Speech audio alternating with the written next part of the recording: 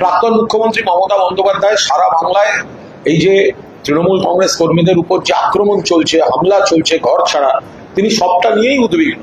তারা আমাদের যারা আছি তাদের যথাযথ নির্দেশ দিচ্ছেন। আইনি পরিষেবা দেওয়ার জন্য আইনজীবী কল্যাণ বন্দ্যোপাধ্যায় থেকে শুরু করে আনুষঙ্গিক আরো যারা আইনজীবী আছেন তাদেরকে নির্দেশ দিচ্ছেন যাদের আইনি প্রোটেকশন প্রয়োজন, আইনি দরকার প্রয়োজন।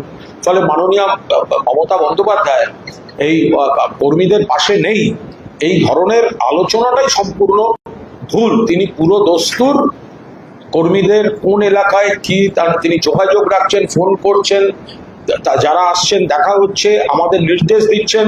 আমরা থানায় থানায় ঘুরছি বা পুলিশের সঙ্গে কথা বলছি, সংশ্লিষ্ট সব মহলে কথা বলছি। মমতা বন্দ্যোপাধ্যায় গোটা বিষয়টায় উদ্বিগ্ন, চিন্তিত এবং যথাযথ দায়িত্ব পালন করছেন।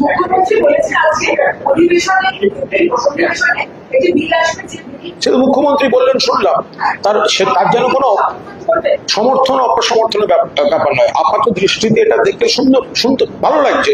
যদি কেউ সরকারি কাজে কোনো দুর্নীতি করে থাকে, সেখানে যদি সরকারি কাজে কোনো দুর্নীতি থাকে তাহলে সম্পত্তি অ্যাটাচ করার কথা বলা হচ্ছে।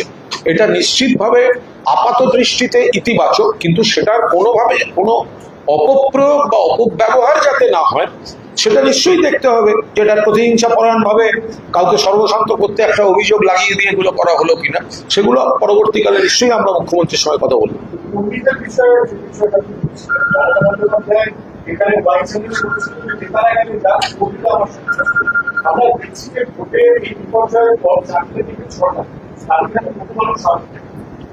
মমতা বন্দ্যোপাধ্যায় 4টে থেকে 6টা যদি দেখা করেন, কিন্তু তার বাইরেও রাত্রি 2টো, 2:30, 3টে অবধি তিনি সম্পূর্ণভাবে অ্যাক্টিভ থাকছেন। কোথাও কোনো ঘটনা ঘটলে তিনি সঙ্গে সঙ্গে খবর পেয়ে তার পরবর্তী ব্যবস্থা করা। আগের দিন কিছু ছেলে মেয়ে বিপদে পড়েছিল, রাত্রি 2টো, 2:30টার সময় মমতা বন্দ্যোপাধ্যায় নিজে সমস্ত তার ব্যবস্থা করেছেন। ফলে মমতা বন্দ্যোপাধ্যায় আক্রান্ত কর্মীদের, এই যারা বিপ্লব করছে তারা তো একটা এলাকায় একটা থানায় কোথাও যাচ্ছে না।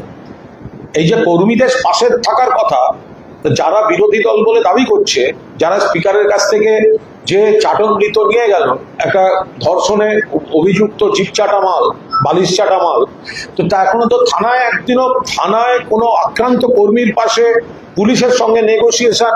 আমরা তো থানায় ঘুরছি, কেউ অ্যারেস্ট হয়েছে তাকে কিভাবে করা যায়, আইনি কি সাহায্য দেওয়া যায়।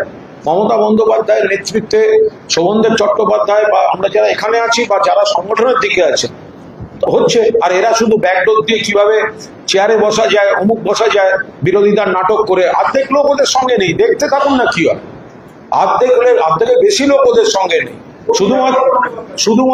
শুধুমাত্র ওই এলাকা পুলিশ গ্রেপ্তারি এড়াতো। এই যারা যারা কিছু পুরপিতা গেছেন ওখানে, ওই কালকে কোথায় গেছিলেন কাউন্সিলর, খোঁজ নিয়ে দেখুন না কেন গেছে, কিসের জন্য গেছে।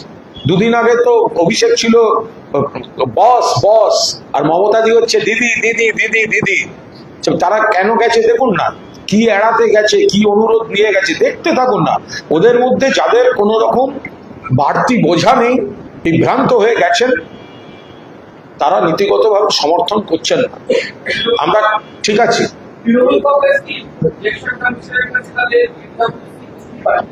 আমি এটা এক্ষুনি বলতে পারবো না, কারণ আমি সারাদিন আজ বিধানসভায় ছিলাম।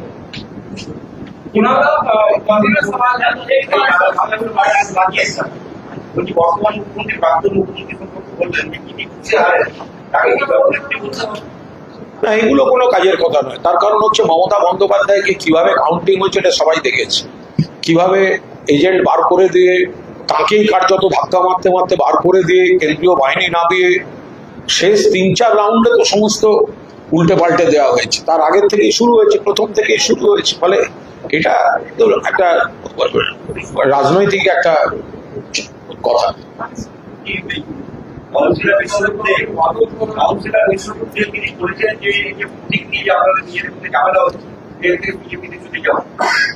না, সেটা ওনার বিষয়, মানে ওনার বিষয়। ওনার সঙ্গে আবার নিশ্চয়ই যদি ওনার দলের প্রতি ভালোবাসা থাকে, নেত্রীর প্রতি আনুগত্য থাকে, উনি নিশ্চয়ই কথা বলবেন। আর বিশ্বরূপ ম্যাচিওর ছেলে, এখন দেখা যাক উনি কি বলেন। দাদা, মুখ্যমন্ত্রী আজকে বললেন যে কাঠঘাট চূড়ান্ত থেকে গেল, আর যারা আসল চূড়ান্ত দাবি করছে তারা চলে গেল। সৌমেন্দ্র চট্টোপাধ্যায় প্রশংসা করলেন। এটা কি মুখ্যমন্ত্রী খুব একটা বার্তা? সৌমেন্দ্র চট্টোপাধ্যায় কি খুব বার্তা টার্তা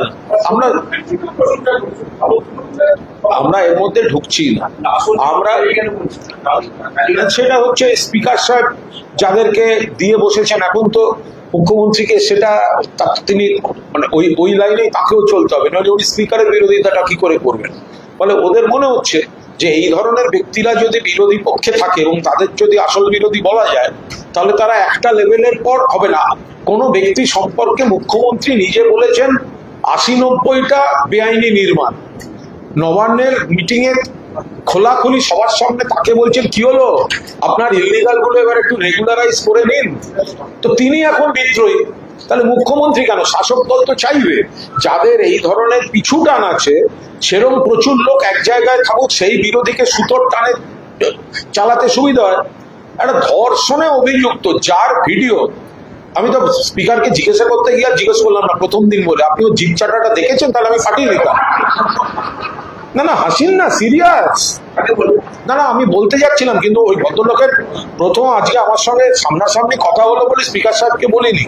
আমি তো বলেছি যেরকম একজন কি বলে ধর্ষণের অভিযোগে অভিযুক্ত, তাকে আপনি এটা করেছেন। আমি পরের দিন জিজ্ঞেস করে নেবো জিপ চাটাটা দেখেছেন, যদি না দেখে থাকে তাহলে আমি ভিডিওটা দেখাবো ওখানে, যে এই যে হচ্ছে আপনার আপনার বিরোধী দলনেতা, আপনি একে পছন্দ করেছেন, জিপ চাটছেন। মুখ্যমন্ত্রী বলছে ধর্ষণের অভিযোগ, আমরা নারী নির্যাতন আমরা জেলা থেকে ধরে ধরে এনে বিচার করব। আর সব থেকে বড় সামনে বসে আছে বিরোধী দলনেতা, যে হচ্ছে ধর্ষণের অভিযোগে অভিযুক্ত, তাদের সব মানে যিনি অভিযোগকারী নিয়ে তার ভিডিওগুলো, মানে তার যে অভিযোগের ভিডিও, সেগুলোও ভাইরাল হয়ে আছে।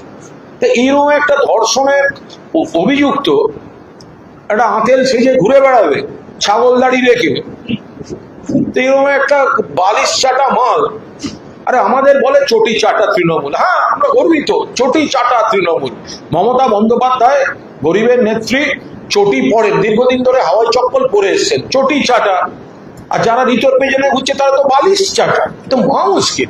চটি চাটা তৃণমূল গঠনমূলক দায়িত্ব পালন করছে, বালিশ চাটা তৃণমূল বালিশ এবং অন্যান্য পাপ থাকার জন্য কয়েকজনকে নিয়ে ওখানে ঘুরঘুর করছে, বাকিরা বিভ্রান্ত হয়ে আছেন, তারা ওদের সঙ্গে থাকবেন না, লিখে রেখে দিন। আত্মসম্মান থাকলে কেউ ঋতর মতো একটা বহিষ্কৃত মাল, ডবল বহিষ্কার। আমি ঋতকে বলছি, ঋত নারী নির্যাতনে অভিযুক্ত বালিশ চাটা মাল। ও যদি এক বাপের ব্যাটা হয় আমার এগেন্সটে মানহানির মামলা করবে। ঋত তুই বালিশ চাটা, চল।